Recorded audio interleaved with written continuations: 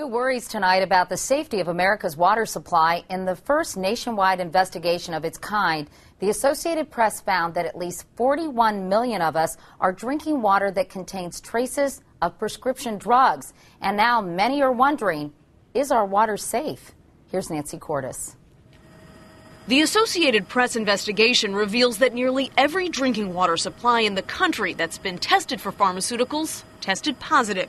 24 major metropolitan areas from coast to coast. What turned up? Trace amounts of everything from sex hormones to drugs for livestock, anti-seizure medications, prescription painkillers, even the antidepressant ingredient in Prozac. How many water suppliers that you spoke to actually filter out pharmaceuticals?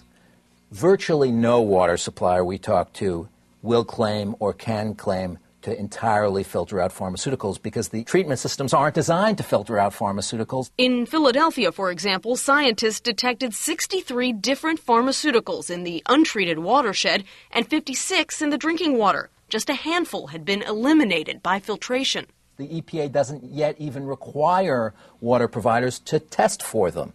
Prescriptions have risen by 13% in the past 5 years to 3.8 billion a year, and Americans buy nearly as many non-prescription drugs. It all gets flushed through our bodies and into the water supply. We are a medicalized society, and I think it's important for people to recognize the kind of public health implications of this kind of medicalization. The concentration of drugs Americans are drinking is very low, like 1 part per billion. If you took a sugar cube and dissolved it in an Olympic-sized swimming pool, that would be just about a part per billion. For many chemicals, it may not be something to be concerned about. For some chemicals, they're actually designed to be active at very low concentrations like that. At the Stroud Water Research Center in Pennsylvania, they've examined links between waterborne drugs and the feminization of male fish. Essentially, the aquatic organisms are being bathed in these compounds. So what does it mean when a human drinks water that is contaminated with these same mixtures for decades?